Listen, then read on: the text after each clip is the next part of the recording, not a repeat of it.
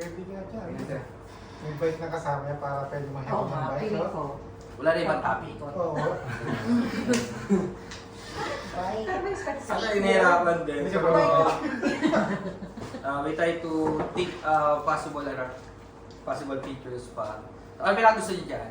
Bike rack. Alam ko, helmet. Kala ko helmet eh. Kasi hindi pa namin binibirthday ka ng final yung isa. Kasi baka akala namin maganda yung target ko dyan. Kala namin. Alam mo, okay naman. It's the same. Mas maganda yung pagkakabitaw. So, by the way, ang approve natin is Approve ba, boss? Hindi, sa topic pala. Sa kanila yung Jayco? Mm. Okay, Jayco. So, yung innovation of bicycle rack with locking mechanism, yun yung approve. Oo. Pero as per suggestion, Ako.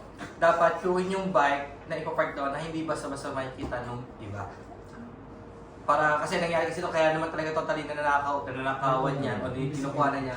Kasi yung that what we call na mainit sa mata. Parang katulad lang yun, naglakad lang yung tao, merong Natipuhan na... may mga pulse, may mga alahas. Siyempre, sino targetin ng snatcher? Yung may alahas o yung walang alahas? May alahas. Okay, pwede alahas o yung original. So, siyempre alam nila kung ano yung targetin. So, that's why pagka-park, dapat alam na nila yung... hindi nila makikita kung ano yung... yung kanilang... Kung ano yung mga nakapark doon na bike. Para hindi nila alam kung ano yung mga kukuha.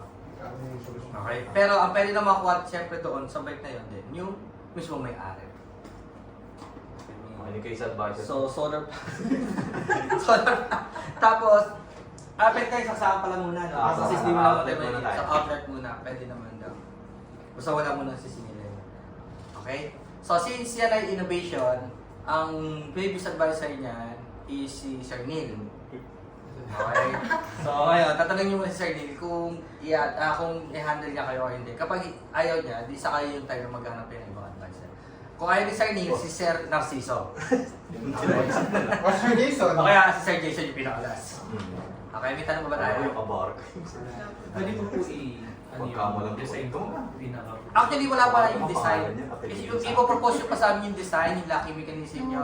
Mag-meet pa tayo sa gitna kasi may isa pa kayo defense. Yung proposal. Sir, clarify ko lang po yung sinabi niyo po kanina na yung sasaksakan po. Di ba, desaksak mo na yung system. Supply niya sa Supply. mga ano niya. Wala. Mechanism. Mga solar. Wala mo na solar panel. Hindi, baka gusto na. Gusto nyo ba may solar panel?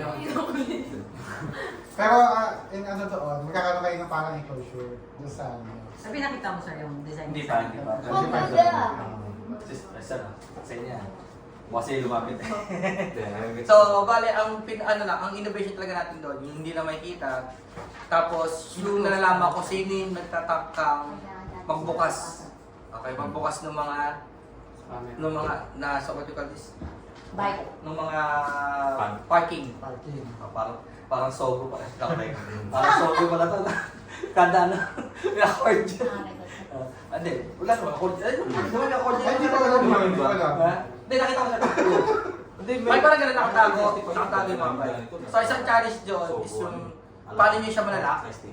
So, paano nyo siya ilalak doon? Kasi may cover eh. So, paano siya iangat? Paano ma-unlock? So, that's the big challenge. So, sa proposal yun, Mikey. Opo, ma'am. Okay? Nasa ba yung natin? Ano pa? Bali kahit ano po yung maging design, basta makuha po yung ganung features. Oo. Hindi, may... Basta yung features, hindi dapat, hindi man. Actually, may design na. Hindi lang namin pinapakita pa. Kasi para mag-isip pa kayo para sa proposal ninyo. Baka mas maganda. Baka kasi mas agad yung isip ninyo. Pagla ko muna kayo sa message.